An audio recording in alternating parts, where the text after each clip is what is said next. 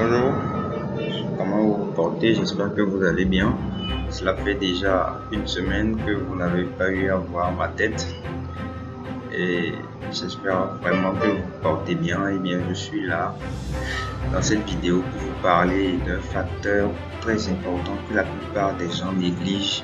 Voilà, que la plupart des gens négligent dans le processus de l'accomplissement du soi.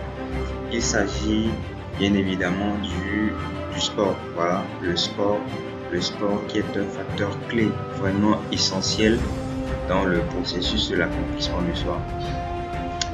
Et bien, sans plus tarder, nous allons passer au vif du sujet.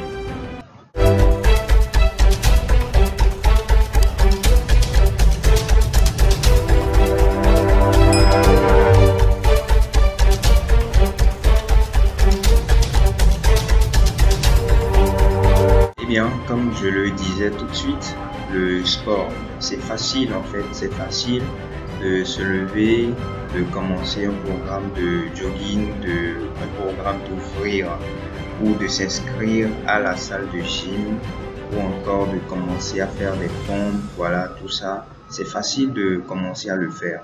La première semaine, la deuxième semaine, la troisième semaine, c'est facile de le faire en fait. Mais rares sont ces personnes qui continuent afin d'aller jusqu'au bout, afin d'atteindre leurs objectifs. Rares sont ces personnes-là. Et ça s'appelle la discipline en fait, la discipline. Comment réussir, voilà, malgré l'adversité, malgré les efforts à fournir, malgré le manque de motivation, comment réussir à garder le cap, voilà, garder le cap sur nos objectifs en fait. Comment réussir à garder le cap sur nos objectifs? Parce que le sport en soi, ce n'est pas seulement de la transpiration, de la fatigue, non, ce n'est pas seulement ça. Mais c'est quelque chose qui nous forge en fait.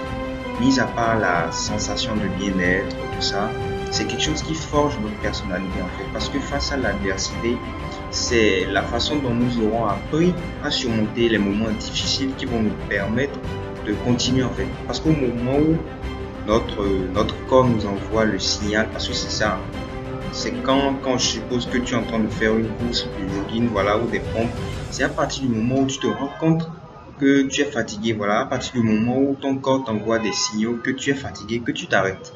Donc à partir du moment où le corps t'envoie des signaux que tu es fatigué, c'est à partir de ce moment-là que tu montres à ton corps que tu peux aller au-delà de ça et tu continues, voilà. C'est ça en fait la discipline, voilà, c'est sur ce point-là que le sport forge notre caractère et nous pousse à vraiment aller au-delà de ce dont nous sommes capables, qui nous pousse à nous dépasser en fait. Du coup, c'est la discipline, ça s'appelle la discipline.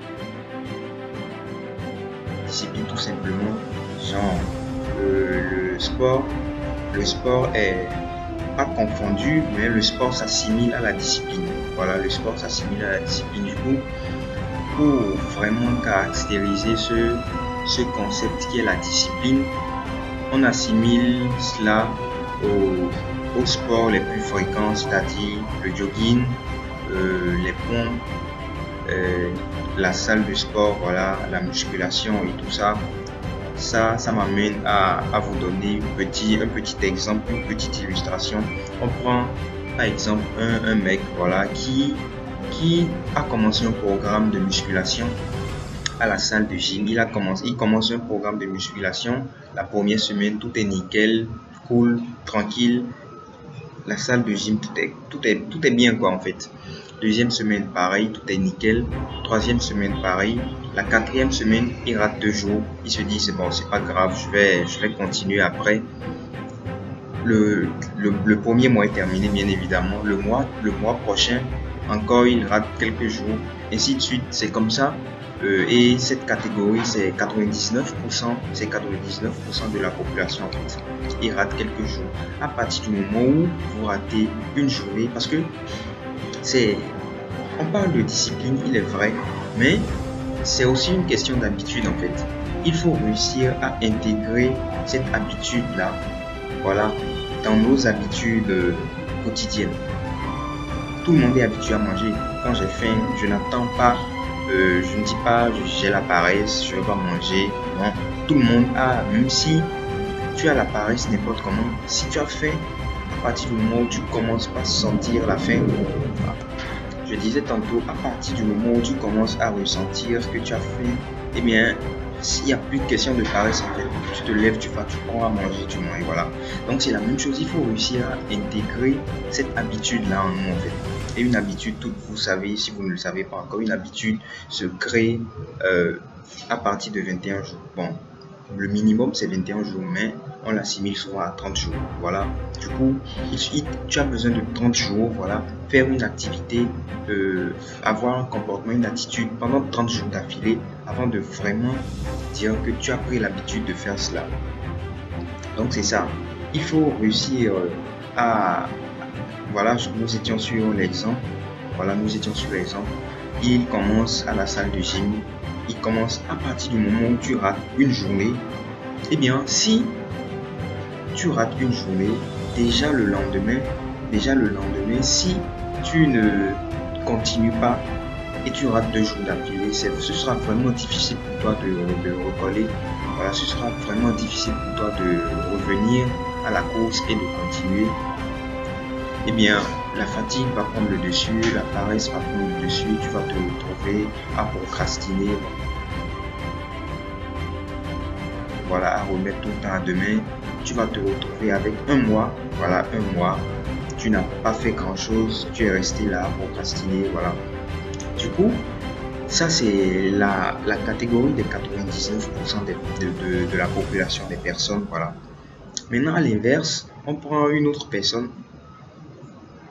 Il est parti à la salle de gym la première semaine, deuxième semaine, il est parti à la salle de gym, troisième semaine, il est parti, quatrième semaine, un mois. Petit à petit, il continue à aller, malgré l'état de non-changement, c'est-à-dire un jour comme ça, il se met devant le miroir, il s'admire, il voit qu'il n'y a aucun changement, il se dit je m'en fous qu'il n'y ait pas de changement pour le moment. Le plus important, c'est que j'ai un objectif à atteindre et je compte bien atteindre cet objectif. Il va continuer à travailler sur lui, sur son corps, continuer à travailler sans relâche parce qu'il a un objectif à atteindre, un objectif véritable qui le pousse à se dépasser, voilà, qui le pousse à se lever et à aller travailler.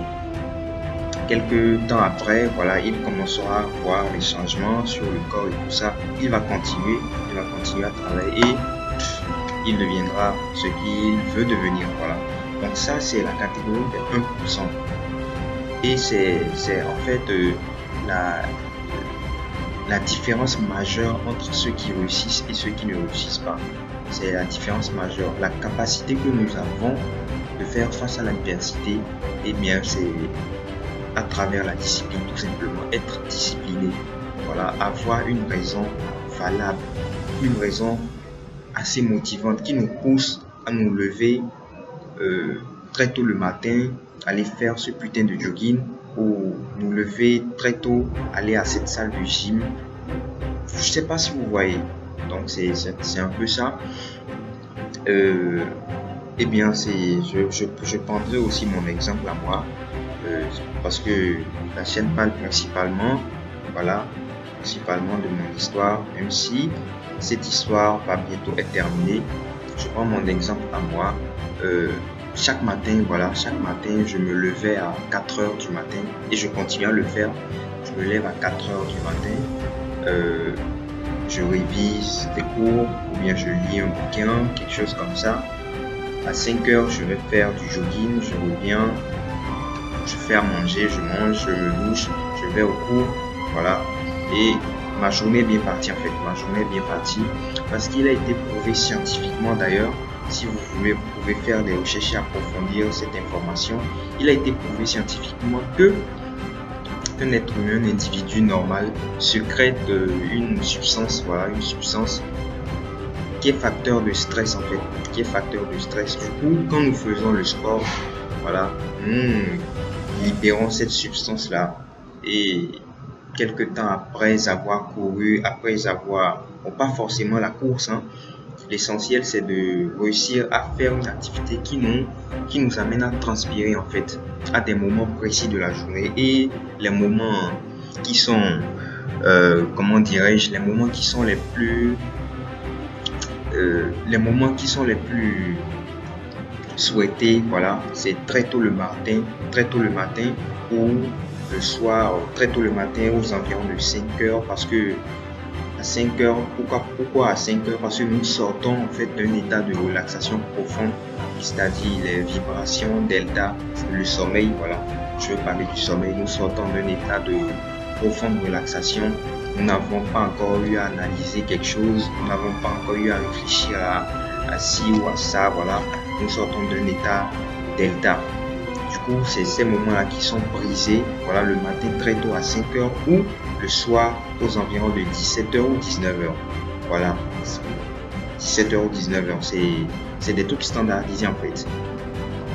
Du coup, entre ces deux, pas forcément la course, la salle, les pompes, voilà, les pompes ou la musculation, quelque chose qui vous amène à transpirer en fait, quelque chose qui vous amène à transpirer et à libérer cette substance-là qui est en fait la cause du stress.